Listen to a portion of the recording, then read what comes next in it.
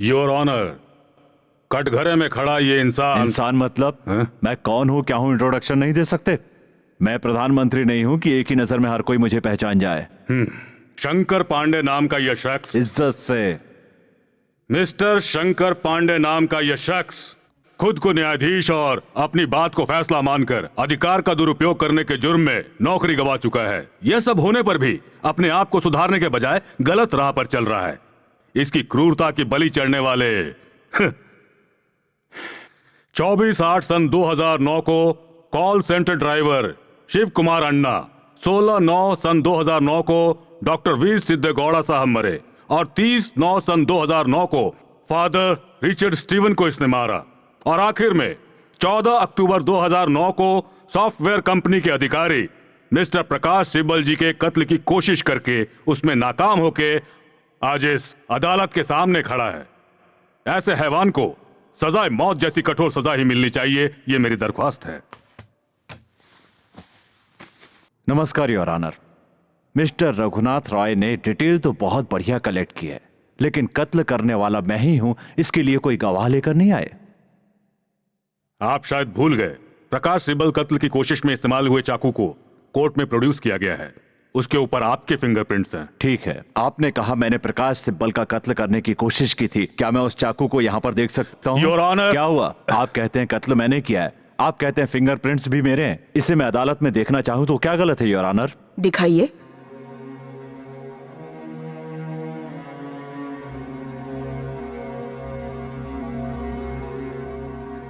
Your honour, इस case से जुड़े हुए लोगों को छोड़कर बाकी सारे लोगों को कुछ देर के लिए अदालत के बाहर भेजा जा सकता है। Objection your honour. इसमें गलत क्या है? हर्षद मेहता केस में जब पीएम नरसिम्हा राव को अदालत में बुलाना पड़ा था तो पूरी अदालत को शिफ्ट किया गया था, आपको याद है ना? इनफैक्ट राजीव गांधी के कातलों का जब फैसला हो रहा था तब कोर्ट में कोई भी नहीं था योर ऑनर। वो उनकी लाइफ का सवाल था। हमारा सवाल भी इससे हटकर नहीं है, लाइफ का ही सवाल है। आप लोग सब बाहर जाइए। बोलिए। ये क्या कर रहे हो तुम? No mister Roy, don't stop it. Your honour, देखिए मेरे हाथों से खून बह रहा है और उसके हाथ में चाकू है। उस चाकू पर उसके फिंगरप्रिंट्स मौजूद हैं। मैं कहूँ उसने मुझे मारने की कोशिश की तो आप मान लेंगे? Pandey, what is this? ये किसी जाति दुश्मनी का नतीजा है योर ऑनर। तुरंत इन्हें हॉस्पिटल लेकर जाइए।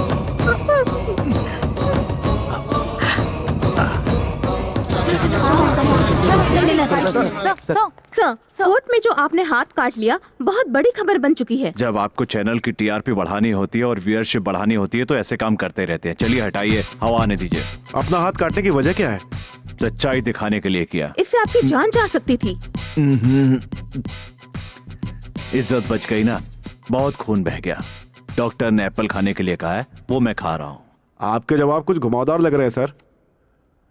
वही पुराने सवाल छोड़कर कोई नया सवाल पूछिए। आपकी दुश्मनी किससे है? आपका उद्देश्य क्या है?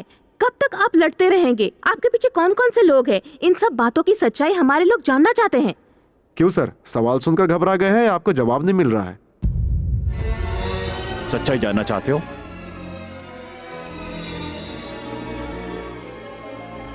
तो उन सबको बुलाओ जिनका मैं नाम लूंगा।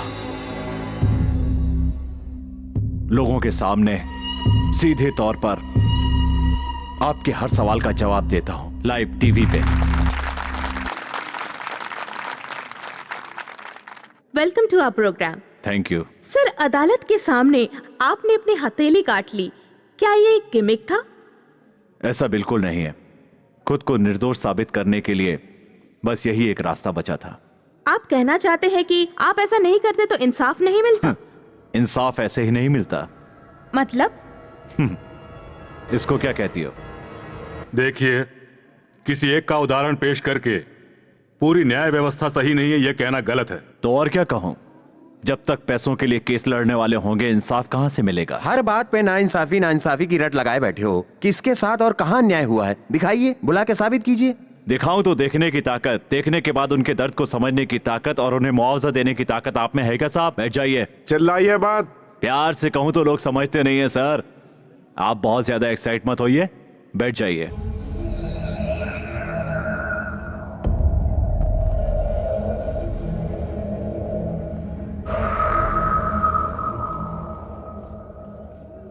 ये सब कौन है पता है? फोटो से भगवान बाहर आ जाए तो कोई पहचान नहीं सकता, तो इन लोगों को कैसे पहचानेंगे?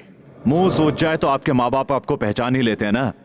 जोक मत कीजिए, जोक करते रहेंगे तो लोग आपको जोकर कहने लगेंगे। Please sit down. मेरा नाम जयलक्ष्मी है। जी मेरा नाम शांति है। मेरा नाम श्रुति है। जब मैं 10वीं में पढ़ रही थी तो एक लड़का मुझसे प्यार करता था। घर आकर सुबह शाम वो मुझे परेशान करता था, लेकिन मैंने उसे मना कर दिया था। उसके बाद कुछ दिन तक वो मुझे दिखाई नहीं दिया। एक दिन मैं किसी काम के लिए बाहर जा रही थी तो एक दिन अचानक आकर उसने मुझे प्रपोज किया, लेकिन मुझे उस पर बहुत गुस्सा आया। बहुत परेशान करता था वो मुझे। एक दिन गुस्से में आकर मैंने उसे कह दिया कि मेरा पीछा मत करो। जब मैं बस में चढ़ रही थी तो पीछे से आकर उसने तेजाब फेंक दिया। मेरे जो पति हैं वो हमेशा मुझ पर शक किया करते हैं और साथ साथ बहुत ज्यादा शराब भी पिया करते हैं। शक की वजह से ही उन्होंने ऐसा किया। मेरे पति हर रोज शराब पीकर मुझे मारते थे। खुद तो कुछ नहीं कमाते थे और मेरा काम पर जाना भी उन्हें पसंद नहीं था। फिर भी मैं मुश्किल से नौकरी करती थी। महीने के अंत में वो सारे पैसे ले लेते थे। एक बार मैंने नहीं दिया तो वो गुस्से में आके मेरे साथ ऐसा सलूक किया। इन तीनों औरतों के बारे में बाद में बात करूंगा। हमारी मुलाकात एक लड़की की वजह से हुई थी, आपको याद है ना मिस्टर रॉय?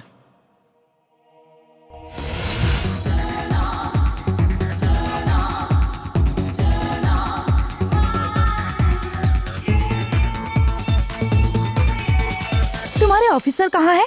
अंदर जाके पूछो। मुझे एक कंप्लेंट देनी थी। बोलिए मैडम। मुझे एक शख्स रोज फोन करके हैरेश कर रहा है, गंदी गंदी बातें करता है। जो भी कंप्लेंट करनी है आप इस पे लिख दीजिए। ठीक है। ये कंप्लेंट फाइल में ही सड़ती रहेंगी या फिर क्लियर हो जाएंगी? 24 घंटे में आपकी सारी प्रॉब्लम सॉल्व हो जाएगी। इतनी गारंटी के साथ? जी हाँ बिल्कुल। आग से तेज होती है हवा, हवा से तेज होती है बोली, बोली से तेज होती है बुद्धि,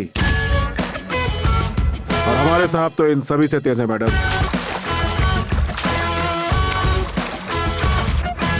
सलाम वालेकुम साहब। क्या भाई शबीर, क्या हुआ? घर में अम्मी अब्बा सब ठीक है ना? क्या है तेरा लफड़ा? साउथ बेंगलोर पूरा हाँ। मेरा है। हाँ हाँ हाँ ठीक है, आगे तो बोलो, जल्दी बोल रहे यार। वो एरिया मैं देखता था। हाँ हाँ।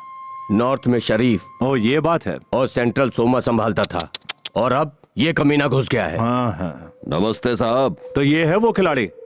ए, देखने में तो मच्छी बेचने वाला लगता है, ये कोई खिलाड़ी है? हाँ? अरे भाई ये बताओ, सारे रूल्स तुम लोग आपस में ही बना लोगे तो इलेक्शन जीतने वाले एमपीस क्या करेंगे? हाँ? एक काम कर सकते हो, पुलिस डिपार्टमेंट को भी थोड़ा काम करने दो। ना मत बोलना, हम लोग अपने कपड़े उतार देंगे, तुम लोग उसे पहनकर हर आदमी का एक एरिया संभालना शुरू कर दो। प्रॉब्लम क्या है तुम लोगों की? हम में से किसी एक को इलाका छोड़ना होगा। कौन छोड़ेगा अभी बता दो। तो कोई वकील है कि दलील दे रहा है साले? ए, पहले जाके इसके बाल कटवा। पुलिस वालों से ये सब काम करवाने लगे हो।